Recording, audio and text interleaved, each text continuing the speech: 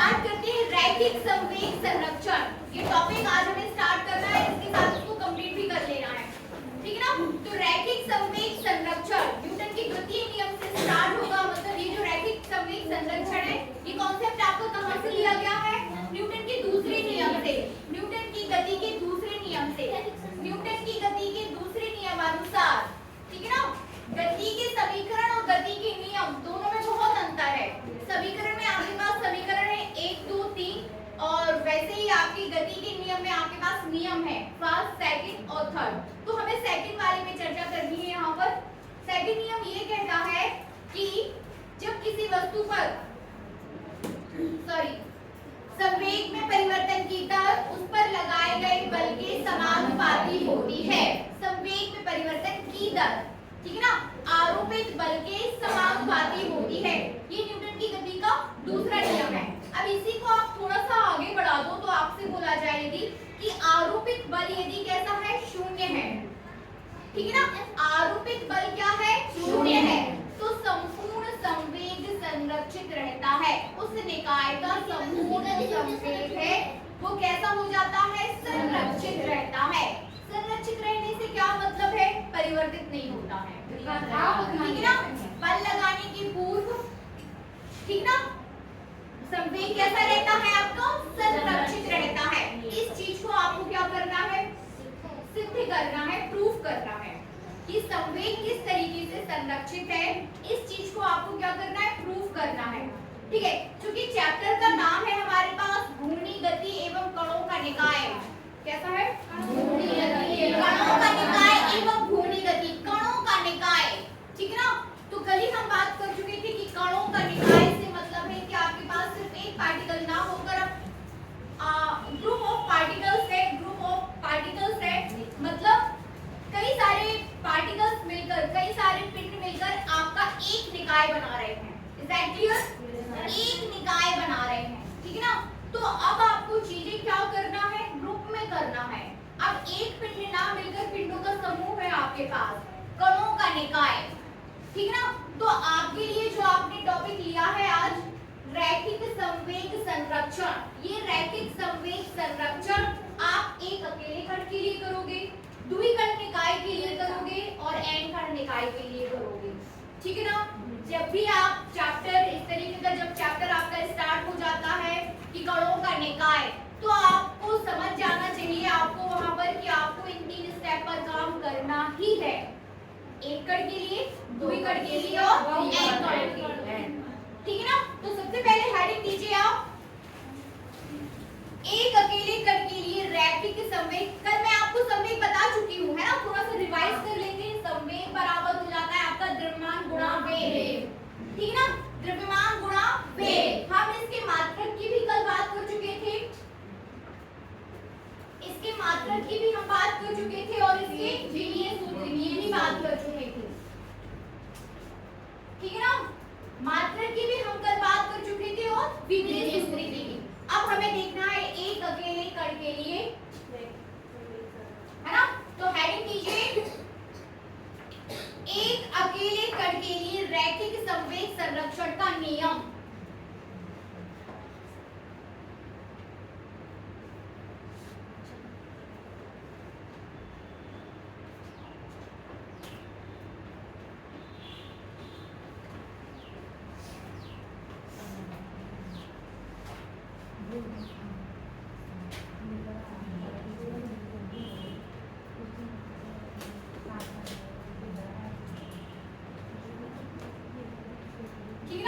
Law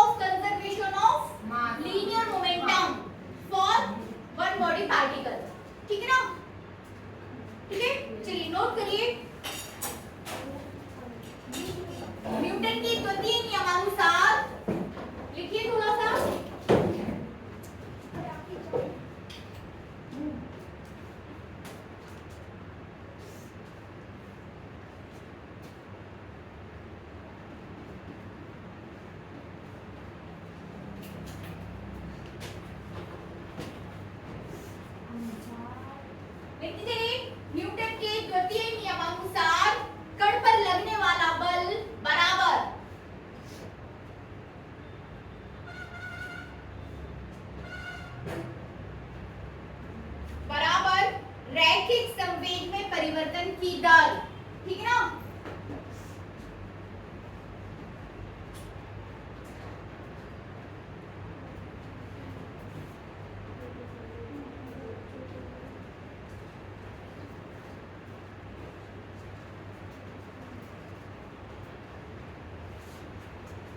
रैखिक संवेग में परिवर्तन की दर आगे लिखिए, तो F बराबर क्या हो जाएगा, dp अपॉन dt। फटाफट कर दो इसको, अर्थात F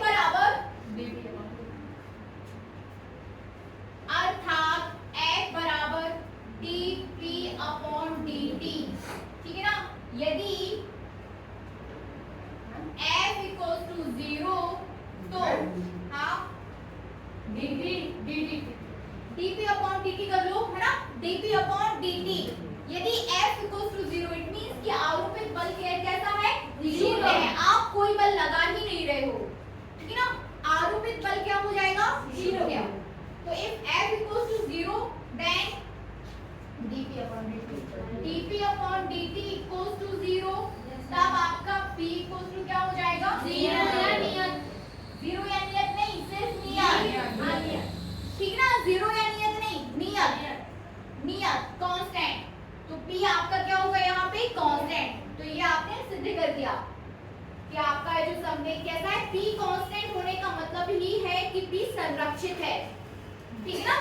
संवेग इक्वल टू यदि आपके पास कांस्टेंट या कोई नियत वैल्यू आ जाती है, इसका मतलब ही यही है कि वो बदल नहीं रही है, और बदल नहीं रही का मतलब क्या है कि वो चीज क्या है, आपकी संरक्षित है। तो ये आपने किसके लिए कर दिया, एक अकेले कर के लिए बनेगा। आगे करिए, लिख लीजिए थोड़ा सा, अर्थात जल्दी जल्दी कर लो, अर्थात बाह्य बल की अनुपस्थिति में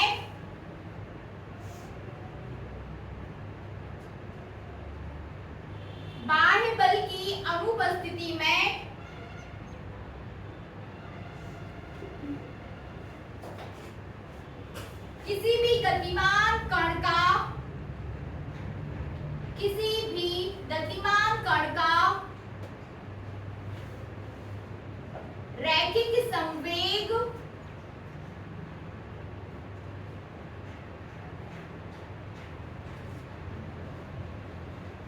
नियत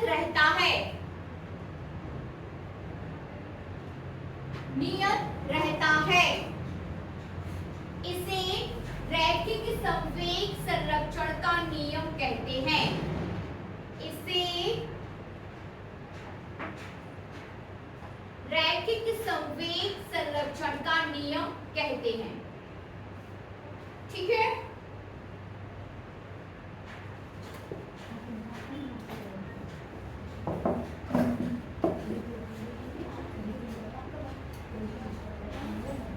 साफ कर दें, ठीक है ना। अब हमें बात करनी है द्विकर्ण निकाय के लिए, ये साफ कर दूं मैं।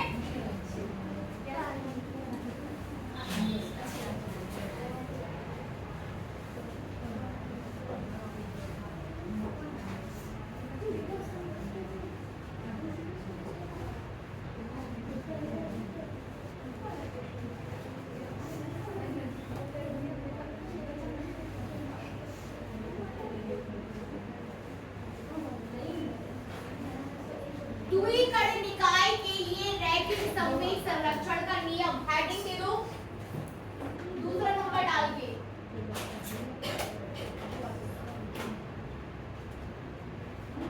द्विकर्ण निकाय के लिए रैखिक संवेग संरक्षण का नियम, ठीक है।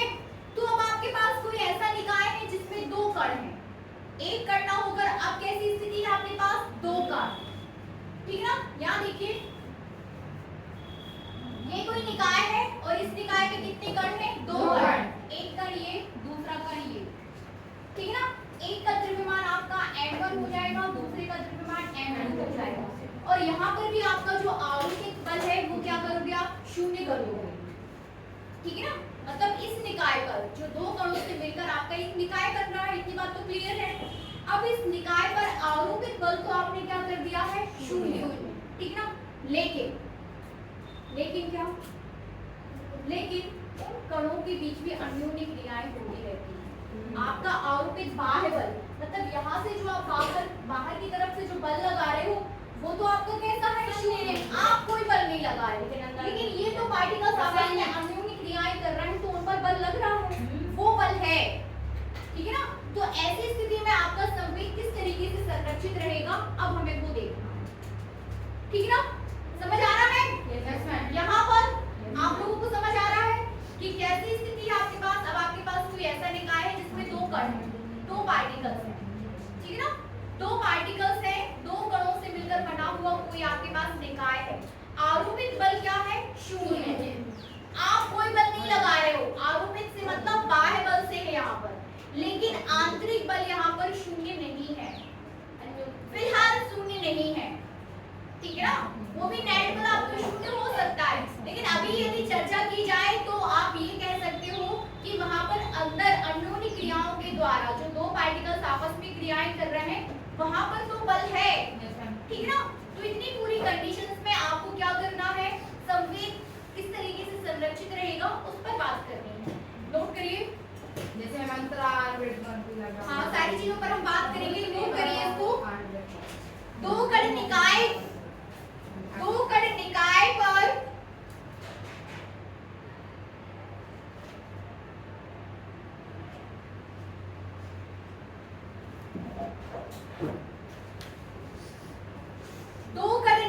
पर आरोपित बाह्य बल तो शून्य है,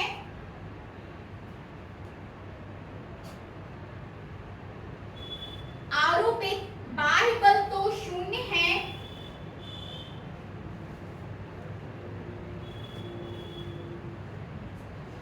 लेकिन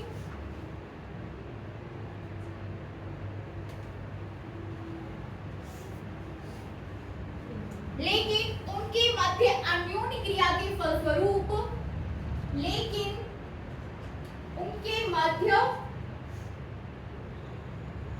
अन्योन्य क्रिया के फलस्वरूप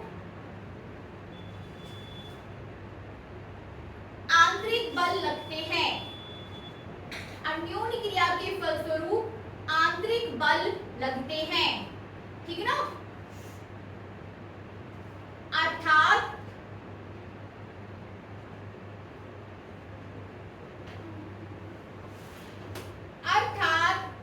एक कण दूसरे कण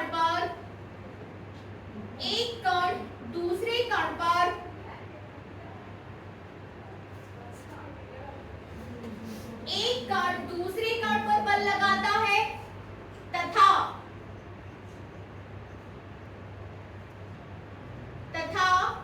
दूसरा कण पहले कण पर बल लगाता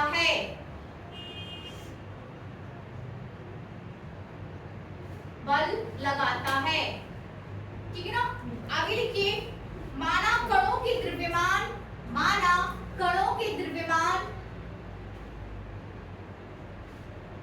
क्रमशः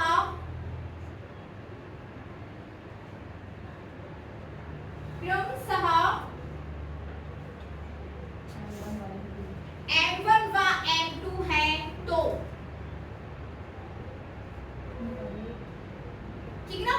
अभी वेग की बात नहीं कर रहे हैं, आगे लिखिए, प्रथम कण पर, लाइन चेंज करके लिखिएगा, है ना। प्रथम कण पर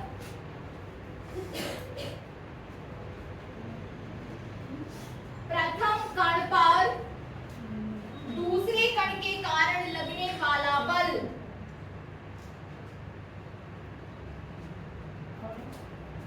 दूसरे कण के F12, हाँ F12 लिखिए तो, ठीक ना। प्रथम कण पर दूसरे कण के द्वारा के कारण, कुछ भी लिख लो ना, के कारण लगने वाला बल, प्रथम कण पर दूसरे कण के द्वारा लगने वाला बल कितना हो जाएगा आपका, F12, ठीक ना। क्या हो जाएगा, F12, ठीक ना। और इसी में आप इसको संवेग में परिवर्तन की करके उसमें लिख लीजिए, v बना जाएगा, ठीक ना, dp/dt, मतलब इसमें जो संवेग में परिवर्तन हो रहा है वो कितना है dp1/dt, ठीक है ना। फिर इसे आप इक्वेशन फर्स्ट दे सकते हो। फिर दूसरा हो जाएगा दूसरे कण पर प्रथम कण के द्वारा लगने वाला बल, ठीक है ना। लिखिए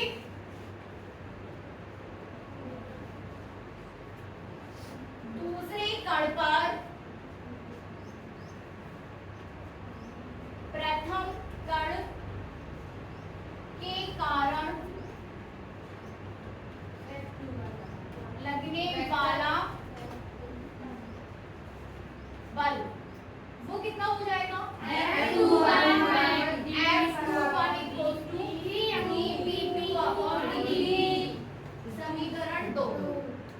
इज दैट क्लियर? यहाँ तक क्लियर है सभी को? आगे करिए। जहां P1 व P2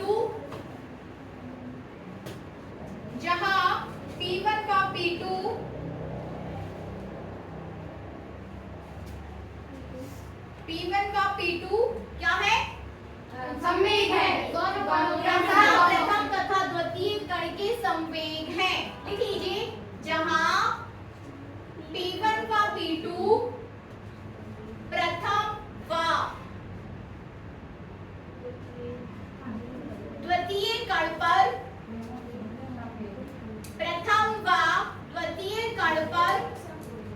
के संवेग है। जो भी आप सेंटेंस बनाना चाहें, ठीक है ना। प्रथम या द्वितीय कण के संवेग है, सीधी बात ये है। यहाँ तक क्लियर है? अब आगे करिए इसको। न्यूटन की गति के तृतीय नियमानुसार क्या लिखना है आपको? न्यूटन की गति के तृतीय नियमानुसार। ये साफ कर लो। दोनों समीकरण आपके पास है। अब आगे हमें इसमें करना है न्यूटन की गति के तृतीय नियमानुसार, ठीक है ना। न्यूटन की गति के तृतीय नियमानुसार क्या हो जाएगा?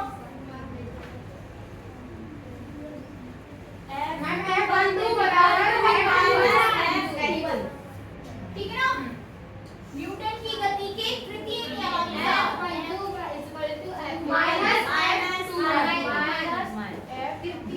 क्रिया बराबर प्रतिक्रिया,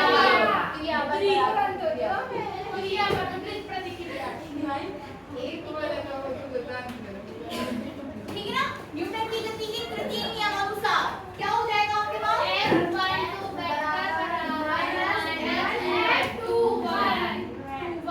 समीकरण 1 व 2 से, ये समीकरण 1 था हमारे पास, ये था आपके पास 2। तो समीकरण 1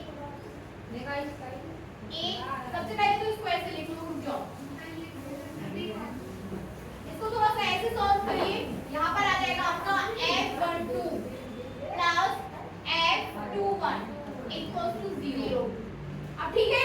है ना। F12 कितना है आपके पास? तो अब लिख सकते हो आप इसे, देखो समीकरण 3। समीकरण 1, 2 व 3 से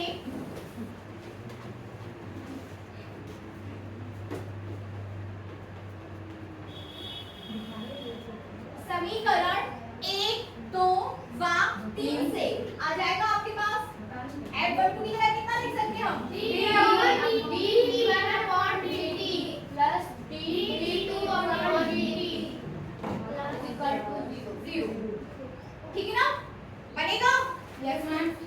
आप क्या कर सकते हैं मैम? वो डी कॉमन आ जाएगा वो P1 plus P2 inside the bracket यहाँ देखिए किस तरीके से कॉमन आप ले रहे हो। समेशन मत लीजिए।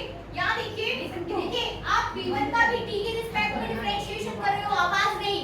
थोड़ा सा देखिए, ध्यान दीजिए बोर्ड पर। आप P1 का भी t के रिस्पेक्ट में डिफरेंशिएशन कर रहे हो, अवकलन आप जिसे बोलते हैं, और P2 का भी आप किसके रिस्पेक्ट में कर रहे हो? t के रिस्पेक्ट में। तो इसका भी t के रिस्पेक्ट में, इसका भी t के रिस्पेक्ट में। तो d/dt को आप क्या ले सकते हो? कॉमन ब्रैकेट के बाहर ले सकते हो, है ना। ले सकते हैं ना। तो ये आ जाएगा आपका d भी आ जाएगा ब्रैकेट के अंदर P1 प्लस P2 वही तो कह रहे हैं मैं। Inside the bracket plus P1 plus P2 equal to 0। ठीक है ना। P1 plus P2 equal to 0। याद देखिए आ गया ना। जैसे आपके पास पहले आया था ना dP/dt इक्वल टू 0, तो फिर आपका P क्या हो गया था? गया था ना नियतांक। वैसे आप करेंगे जैसे ये है वैसे ये चीज भी है। अब आपका क्या नियत हो जाएगा? यहाँ पर आपका P नियत हुआ था, यहाँ पर आपका P नियत हो जाएगा। बनेगा? तब आपके पास क्या आ गया? P1 प्लस P2 बराबर नियतांक। नियत या नियतांक जो भी आप लिखना चाहें, ठीक है ना? तो यहाँ पर भी आपने सिद्ध कर दिया कि द्विकर्ण निकाय का जो कुल रैखिक संवेग होता है वो कैसा रहता है? संरक्षित रहता है। ठीक है ना अम्बिका? बन रहा है ना? यहाँ पर आप लोग को समझ आ रहा है? रोज पे जाके किया करो चीजें, है ना? बिना देखे एक बार पढ़ लो उसको, फिर उसके बाद बिना देखे करो रोज। एक दिन भी ऐसा नहीं जाना चाहिए कि आपने कुछ भी बिना देखे नहीं किया। समझ रहे हैं? ठीक है ना? तो P1 प्लस P2 क्या हो गया आपके पास? नियत। आगे लिखिए, अर्थात बाह्य बलों की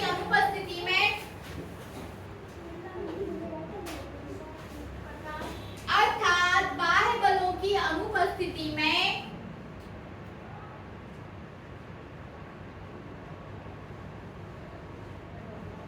दो कणों के निकाय का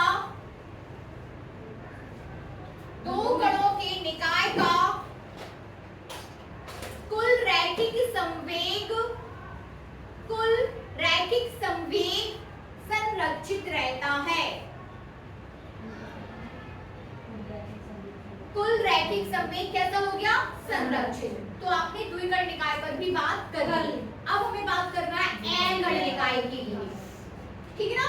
तो हेडिंग दीजिए एन कर्ण निकाय के लिए रैखिक संवेग संरक्षण का नियम बनना है। आपकी बहन की तबीयत कैसी है? अभी ठीक है? मंडे से आएगी।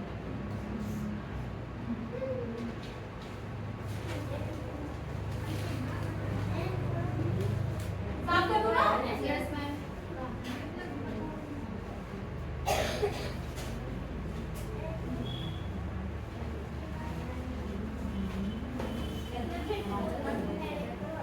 एन कर्ण निकाय के लिए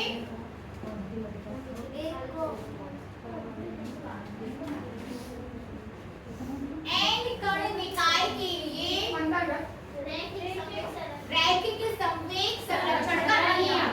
ठीक है ना? एन कर्ण निकाय के लिए अब हम बात करेंगे एन कर्ण निकाय के लिए। तो इसे भी सिद्ध कर देते हैं। ठीक है ना? लिखिए, माना एन कणों से मिलकर बने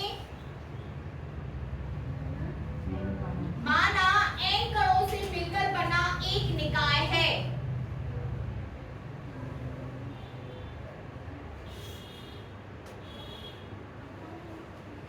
कणों के द्रव्यमान क्रमशः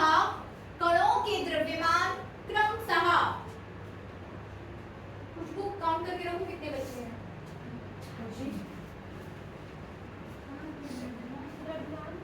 निकाय आपके पास कैसा है? एन कणों से मिलकर बना है।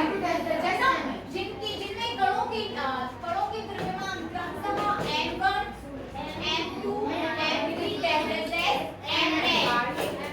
ठीक ना? डैश mn है तथा वेग क्रमशः इन्हीं पार्टिकल्स के वेग। ठीक है ना? कोई भी पिंड हो, उस पिंड के जितने भी कण हैं मूव होते रहते हैं, चाहे इसी के क्यों ना हो, उनको जितनी जगह मिलती है उतना मूव जरूर होते हैं, चाहे आप इसकी बात क्यों ना करो। ठीक है ना? उनको लाते हैं। हाँ, मूव होते हैं। छोटे से पार्टिकल्स छोटी सी जगह रहेगी तो मूव होते हैं। इस बात को आपको एक्सेप्ट करना है। माइंड चल रहा है कि जगह ही नहीं है तो कहाँ है? सही रंग से कठोर होता है, सबसे कठोर तो उससे पार्टिकल मूव्स करेंगे। होते हैं। मैम। ये देखिए, देखना पड़ेगा कि कंस्ट्रक्शन क्या है उसका, संरचना। उसका सबसे क्या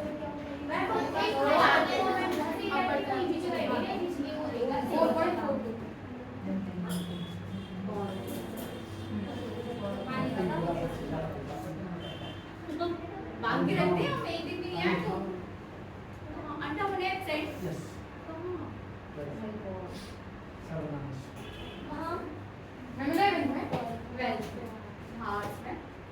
चलिए देखिए,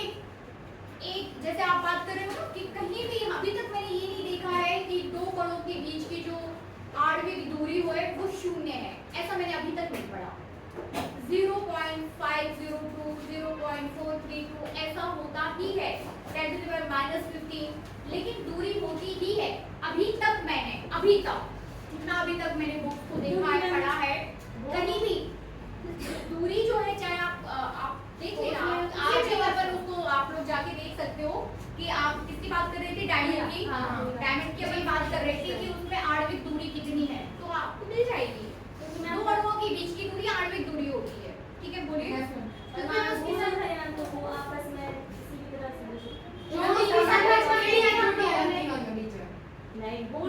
अभी आपने उसको समझा ही नहीं है एक्चुअली, अभी आप उस पर गए ही नहीं, ठीक है ना, अभी आपने उसको समझा ही नहीं है।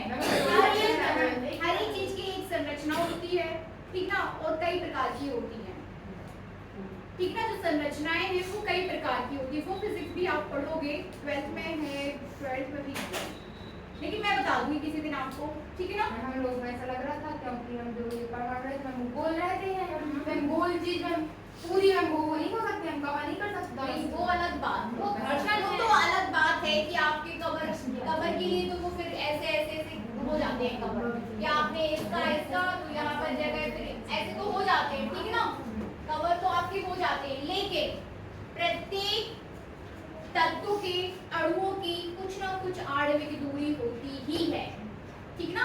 जैसे एटॉमिक डिस्टेंस बोल देते हो आप, एटॉमिक रेडियस बोल देते हो, ठीक है ना, एटॉमिक रेडियाई बोल देते हो, वो कुछ ना कुछ होती ही है, ठीक है ना। तो पार्टिकल्स को मूव करने के लिए जगह है, यहाँ पर अपन ये बात कर रहे हैं, यहाँ पर कि जगह है कि जगह नहीं है, तो उन्हें मूव करने के लिए जगह है, कोई भी हो। वगैरह हो तो उसमें भी होती है, किसमें? ठोस में भी है, ये बात मैं मान ली नहीं तो हाँ, ठोस में भी होती है। वो हम अंतर करते हैं, उसमें देखा है आकर्षण में अधिक होता है, लेकिन नहीं मूव करते हैं, ठीक है ना, मूव करते हैं, गति करते हैं, ठीक है। तो लिखिए आगे, इनके द्रव्यमान क्रमशः क्या थे, n1 n2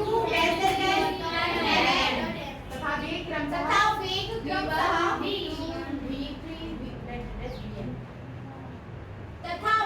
क्रमशः v1 v2 v3 v1 v2 v3 ये आपके क्या हो जाएंगे, वेग, पूरी पार्टिकल्स के क्या हो जाएंगे, वेग। Is that clear? तो द्रव्यमान आपके पास है, वेग आपके पास है, संवेग निकाल दो। लिखिए,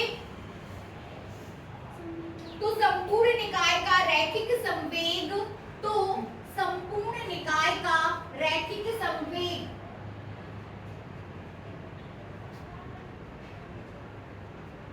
हम इसको इन्फॉर्मेशन दी कौन देते हैं ना, तो तुम्हें नहीं हुआ क्या मॉनिटर, मुझे पता नहीं है। मॉनिटर नहीं, इसका तो हमने होगा मैं तो संपूर्ण निकाय का रैखिक संवेग that is denoted by capital P, ठीक है ना। जो कैपिटल P है वो अलग-अलग कण के रैखिक संवेग के योग के बराबर होगा, ठीक है ना, ठीक है ना।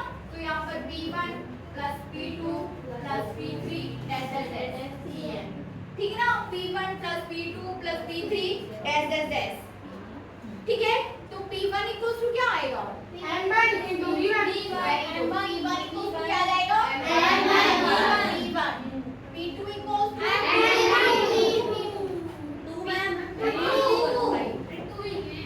ठीक है ना, वैसे ही P3 वैसे ही dash dash dash बनेगा, ठीक है ना। तब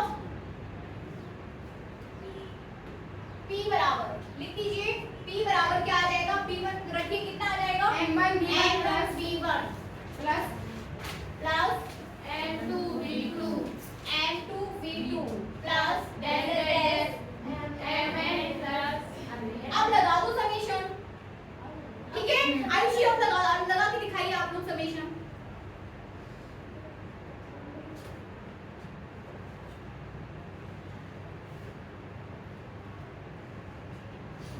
मैम हो गया, लगा दिया, क्या आया, ma'am summation power i equal 1 से n तक, Very good. mi vi, very good, ठीक है ना। और किसने लगाया, दूसरी लगा लिया, यस मैम अंकिता समेशन लगाइए, समेशन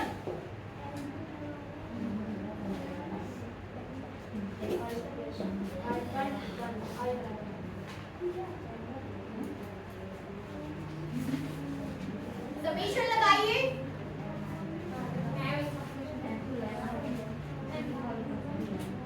हो गया मैम। हो गया? सभी ने समीकरण लगाया? Yes ma'am. बन गया? आराम से होशियार है हमारे बच्चे। ये अच्छी बात है कि जो चीज आपको सिखाई जाती है वो आपको सीखना है, उसको स्किप नहीं करना है, ठीक है ना? ये जो आपको समय मिला हुआ है अभी पढ़ने के लिए, उसमें आपको चीजों को सीखना है, उसको स्किप नहीं करना है माइंड से कि रहने दो तो हम बाद में कर लेंगे क्लास के बाद। यदि आप क्लास में हो तो फिर क्लास में ही रहिए और उसको पूरा तरीके से उसको पढ़िए, एंजॉय करिए, है ना, और सीखिए। इसीलिए हम 1 घंटे के लिए यहाँ पर हैं। वहाँ चीजों को आप स्किप मत करिए कि नहीं क्लास के बाद हम सीखेंगे, जब बाद में सीखेंगे तो बाद नहीं होता है, अभी होता है, अभी, ठीक है ना, बाद ही हो जाता है, ठीक है ना। So I equals to 1 to n m I v I, ठीक है, सही लिखा है? Yes ma'am. Very good. अब आगे करिए इसको। ये हो गया आपके पास संवेग, तो ये उपरोक्त समीकरण n कण निकाय के लिए संवेग को प्रदर्शित कर रहा है, ठीक है ना। ये जो समीकरण आपने बनाया है, समीकरण एक ही दे दो इसे, इस टॉपिक के लिए तो एक ही है, ठीक है। तो ये जो समीकरण है क्या प्रदर्शित कर रहा है? बिल्कुल भी बातचीत मत करिए। पूरे लिखा है कि कुल के संवेग को, कुल रैखिक संवेग को प्रदर्शित कर रहा है, ठीक है। आगे लिखिए, संवेग में परिवर्तन की दर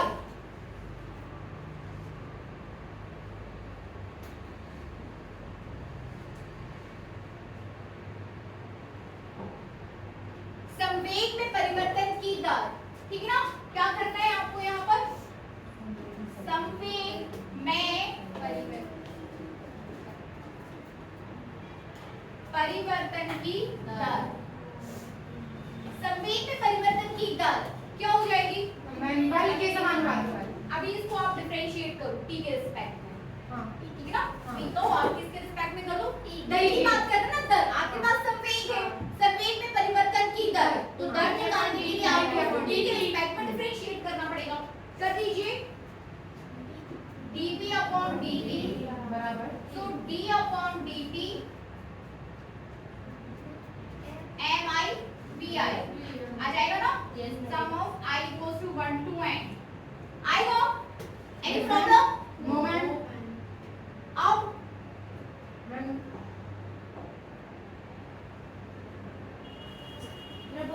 नहीं समझ में आ रहा है? मैम ये तो आ गया, अब मैम इसके आगे इसके आगे में चल रही है, F बन जाएगा।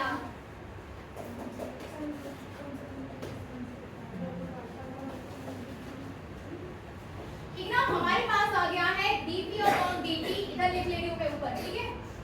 हमारे पास आ गया है dp upon dt equals to d upon dt sum of i equals to 1 to n mi vi। Ma'am ये ये चीज बल के बराबर हो गया। ये चीज बल के बराबर हो जाएगी, बाह्य बल के बराबर। कैसे होगी वो भी देख लो, ठीक है ना। कैसे होगी वो भी देख लो। जैसे ये जो चीज है आपके पास sum of i equals to 1 to n mi, बाहर आ जाएगा d अपॉन dt vi, इसके साथ ही समेशन है, ठीक है ना।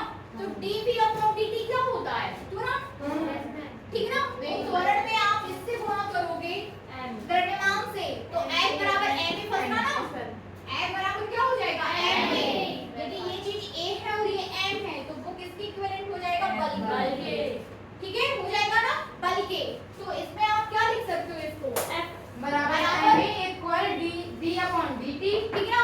अब आपको ये बताना है कि ये जो बल है, ये जो आपने इसको बल के इक्विवेलेंट आप लेके आए, ये कौन सा बल है? आंतरिक बल है कि बाह्य बल है? आंतरिक बल। आंतरिक बल, ठीक है ना। कौन सा बल हो जाएगा? आंतरिक बल। लिखिए बराबर F, ठीक है ना। बराबर क्या आ जाएगा आपके पास? ये F, F। अब आगे लिखिए, ये क्लियर हुआ कैसे F आया? अब आगे लिखिए, चूंकि आंतरिक बलों का सदिश योग शून्य होगा, इनसाइड द ब्रैकेट, ब्रैकेट के अंदर लिख लो ऐसे, चूंकि आंतरिक बलों का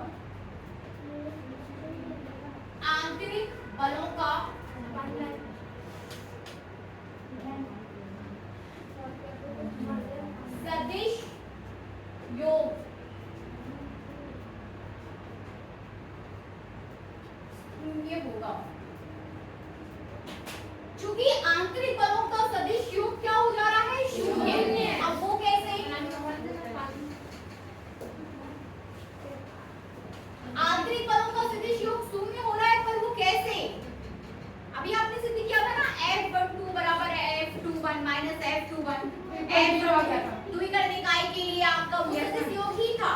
ऐसे यदि बहुत सारे पार्टिकल्स भी हैं और उन सभी पार्टिकल्स के बलों को एक ने दूसरे पर, दूसरे ने पहले पर, दूसरे ने तीसरे पर, तीसरे ने दूसरे पर, दूसरे ने चौथे पर, चौथे ने दूसरे पर, इस तरीके से पार्टिकल्स देखिए, ये आपके पास पूरा निकाय है, ठीक है ना? ये निकाय है, n कण निकाय, मतलब इसमें क्या है? बहुत सारे पार्टिकल्स हैं, बहुत सारे पार्टिकल्स, खूब सारे n, जिनका आप गिनती नहीं कर पा रहे हो, ठीक है ना? n पार्टिकल्स हैं। ये सभी पार्टिकल्स एक दूसरे पर क्या लगाते रहते हैं? बल, ठीक है ना? इसने इस पर, इसने इस पर, इसने इस पर, इसने इस पर, इसने इस पर, फिर इसने हम आप पर, आप हम पर, आप पर बाजू वाला आप पर, इस तरीके से सभी एक दूसरे पर क्या लगाते रहते हैं? बल लगाते रहते हैं, बल। और जब आप टोटल बल की बात करते हो, ठीक है ना, तो उनका जो टोटल बल होता है वो कितना हो जाता है? शून्य। सदिश योग से आप क्या बोल रहे हो? सदिश योग। तो आंतरिक बलों का सदिश योग क्या हो जा रहा है? शून्य। इतनी बात क्लियर? आंतरिक बलों का सदिश योग कितना? हमेशा ही शून्य ही आता है। जब आप द्विकर्ण निकाय की बात कर रहे थे तो वहां पर भी आप उसको सिद्ध कर चुके थे कि F12 इक्वल्स टू या फिर F12 plus F21 equals to 0, ठीक है ना? तो आंतरिक बलों का सदिश योग क्या हो जा रहा है? शून्य। ठीक है, आगे करिए इसको। अब यदि निकाय पर आरोपित बाह्य बल शून्य है, अब यदि, ठीक है, आंतरिक बल तो शून्य है, ये क्लियर, लेकिन आप भी उस पर कोई बल नहीं लगा रहे हो, ठीक है ना? आंतरिक बल शून्य है, ठीक है, लेकिन आप भी यदि उस पर कोई बल नहीं लगा रहे हो, तब की स्थिति में हमें बात करनी है, ठीक है ना? हाँ, आगे लिखिए। अब यदि निकाय पर आरोपित बाह्य बल भी शून्य है,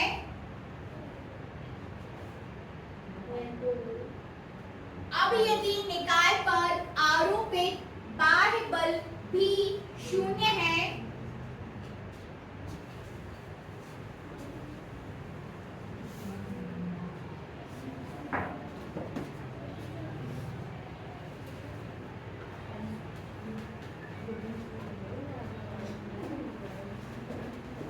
अब यदि निकाय पर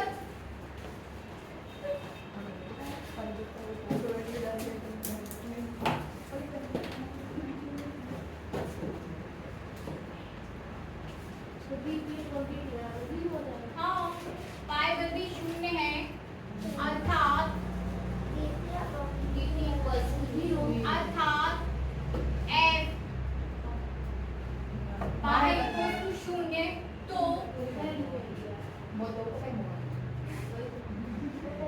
dV upon dt equals to शून्य, P equals to नियत, ठीक है ना? P equals to क्या हो जाएगा?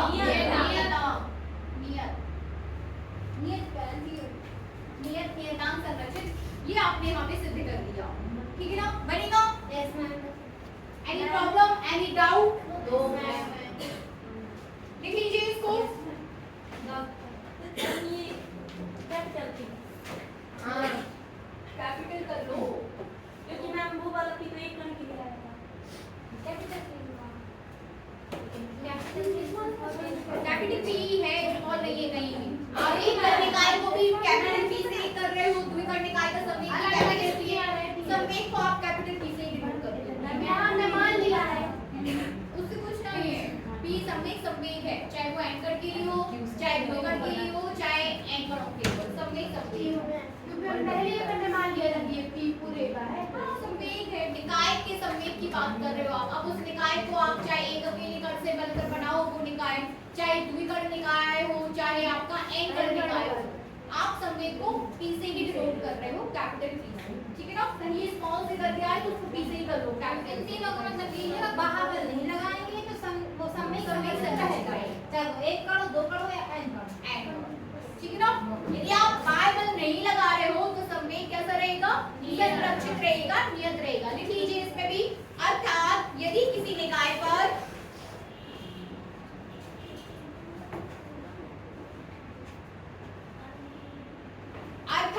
यदि किसी निकाय पर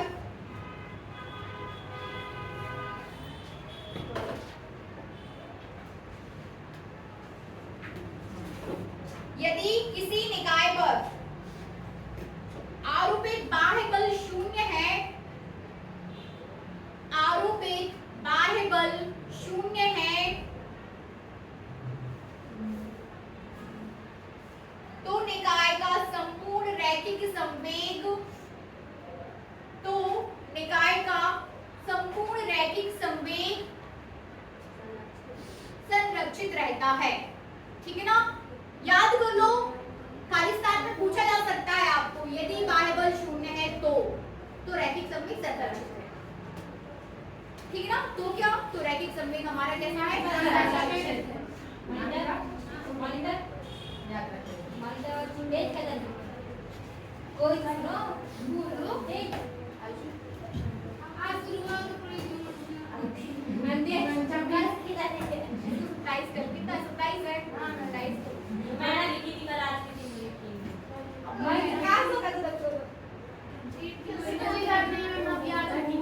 चलिए 2 मिनट इसको रिवाइज करिए आप सभी, 2 मिनट इसको रिवाइज करो या 2 मिनट शांत हो जाओ, कुछ भी बात नहीं।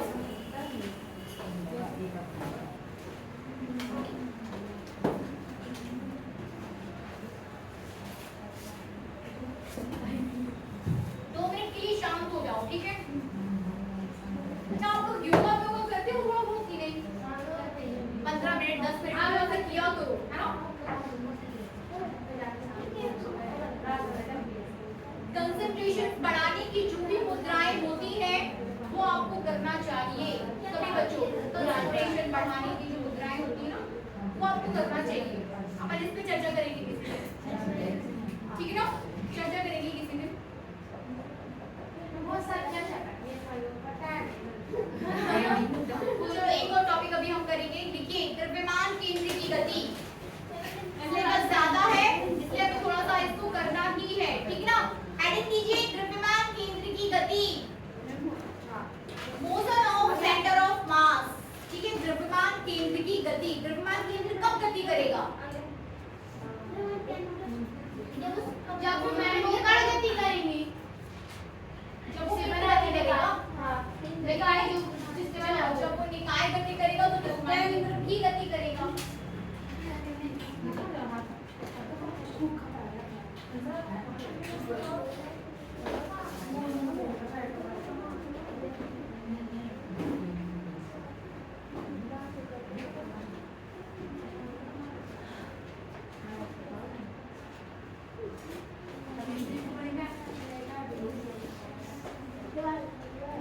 Motion of centre of mass, द्रव्यमान केंद्र की गति।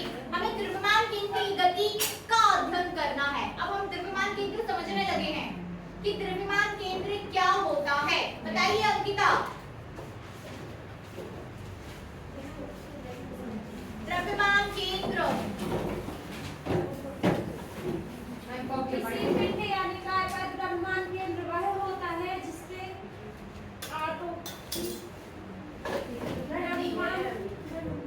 केंद्रित होता है, ठीक है ना। किसी भी पिंड का वह बिंदु, क्यों नहीं याद हो रहा है भाई, द्रव्यमान केंद्र आपके नाम से ही तो स्पष्ट है कि यहाँ देखिए अंकिता, द्रव्यमान केंद्र मतलब जहाँ द्रव्यमान केंद्रित रहे, इतना तो बोल सकते हो ना। द्रव्यमान केंद्र मतलब तो किसी भी पिंड का वह बिंदु जहाँ पर उस पिंड का संपूर्ण द्रव्यमान केंद्रित रहता है, द्रव्यमान केंद्र कहलाता है। बोलिए बबली। किसी पिंड का वह बिंदु जिस पर उसका संपूर्ण द्रव्यमान केंद्रित रहता है, द्रव्यमान केंद्र। स्वाति बोलिए।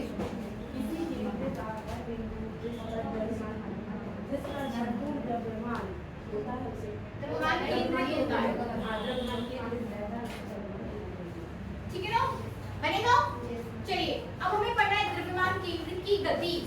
आप मूव कर रहे हो, आपका द्रव्यमान केंद्र भी मूव करेगा, हमें उसी का अध्ययन करना है, ठीक है ना। चलिए लिखिए, मैम स्थित वही रहेगा जहाँ वो है, जहाँ है वही रहेगा, वहाँ हम मूव करेंगे। उसी के जैसे आप लोग विचार लेते हैं सूर्य के चारों ग्रह के चक्कर लगा रहे, सूर्य भी नहीं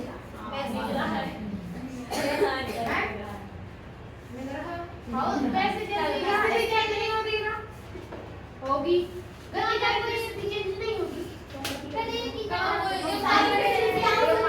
टॉपिक को स्टार्ट करो।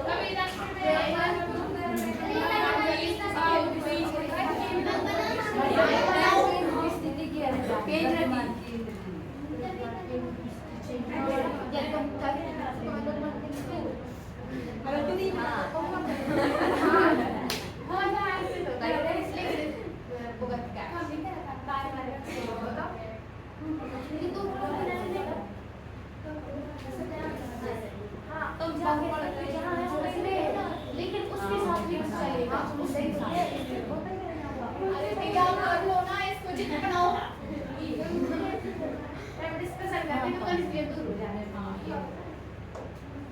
क्या पता पर किसी क्लास में कोई देख सकता होता है, फिर तो हम लोग अपने अपने काम में एक वहाँ जा रहा है एक वहाँ जा रहा है, फिर बात नहीं करते आप?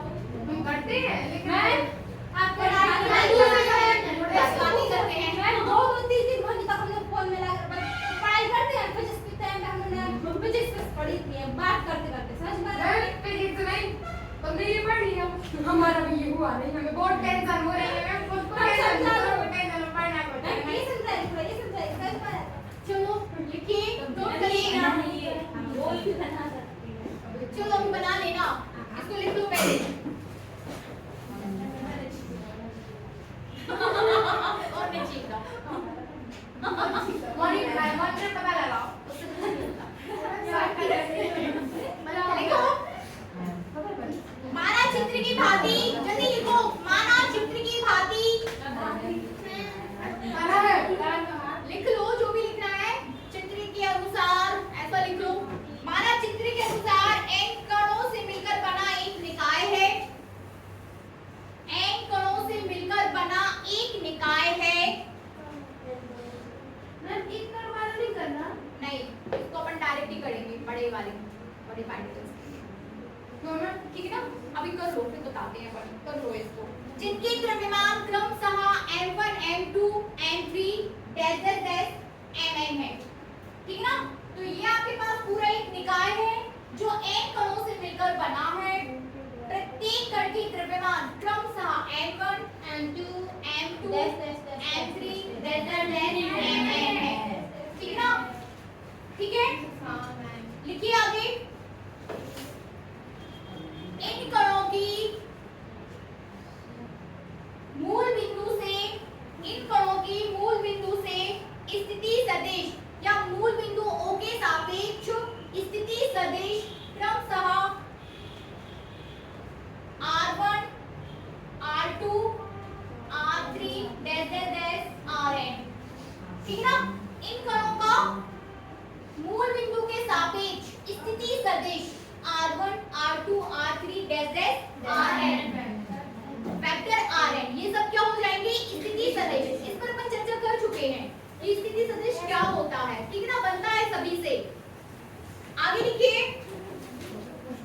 एवं वेग सदिश क्रमशः एवं, ठीक है ना? एवं वेग सदिश, हाँ, वेग सदिश क्रमशः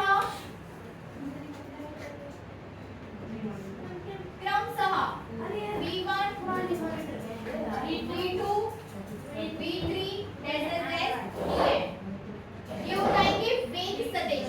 तो अभी तक आपने निकाय की चर्चा की कि हाँ भाई निकाय है हमारे पास, उस निकाय में इतने पार्टिकल्स हैं, बिंदुओं के सापेक्ष इनकी स्थिति सदिश क्या है, और सभी पार्टिकल्स के आपने वेग की बात कर ली। ठीक है ना?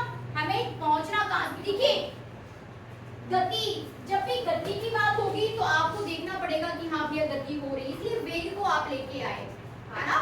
टॉपिक से ही आपको दिखाई दे रहा है कि द्रव्यमान केंद्र की गति मतलब वेग होगा, तो वेग होगा, पार्टिकल्स का वेग होगा वहां पर। ठीक है ना? होगा ना? होगा। चलिए लिखिए,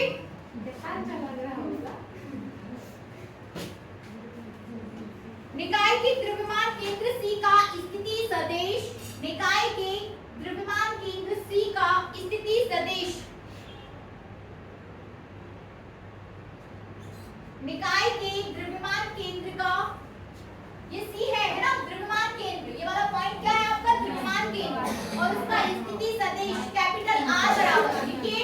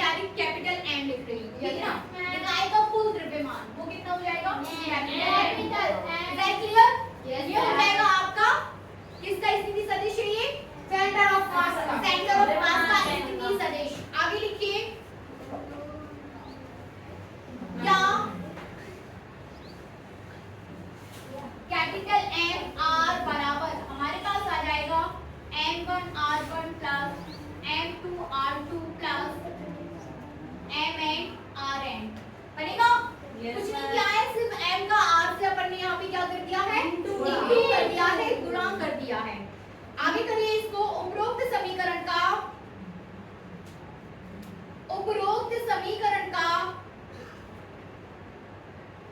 समय के सापेक्ष अवकलन करने पर 2 मिनट बस लूंगी मैं आपके, है ना, फटाफट इसको अपन कंप्लीट कर लेते हैं। उपरोक्त समीकरण का समय के सापेक्ष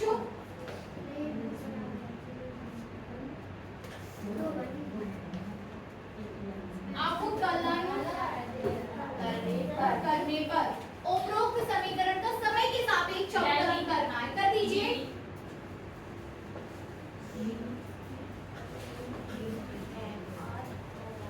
पहले हमको लगा लेते हैं, मैं कोई हमसे लेते हैं सब संभाल के फिर लगा देते हैं। अभी नहीं लगाना है, अलग अलग पार्टिकल्स का लेके चलिए ना, अभी नहीं करना है। चलो उपरोक्त समीकरण को यार समीकरण की विभाजित पर करिए, जल्दी जल्दी करिए, जल्दी upon dt m1 dr1 upon dt plus m2 dr2 upon dt plus dash drn upon dt mn बनेगा। ये आपने क्या किया है, अलग अलग का अवकलन कर दिया। dr अपॉन dt क्या हो जाएगा, मैंने पूरी वेग में विस्थापित, वेग ठीक ना, क्या हो जाएगा, वेग पढ़ा है ना, विस्थापन में परिवर्तन की दर समय के साथ विस्थापन में परिवर्तन की दर वेग के बराबर होती है ना। तो dr अपॉन dt क्या हो जाएगा, वेग। तो m कैपिटल V, यहाँ पर कैपिटल M कैपिटल V, यहाँ पर m1 v1 plus m2 v2 plus m mn vn, ठीक है ना, mn vn बनेगा। Yes ma'am. अब लगा दो समीकरण, अब लगा दो आप समीकरण। तो m v इक्वल्स टू, लगा दिया ma'am, I equals to 1 mi mi vi बना mi vi। यदि देखो यहाँ स्मॉल n ले रहे हो तो यहाँ भी स्मॉल n लिया करिए, यदि यहाँ पर आप कैपिटल N ले रहे हो तो फिर यहाँ पर भी कैपिटल N। तो ये आ जाएगा आपका mv equals to sum of I equals to 1 to n mi vi। Note करिए।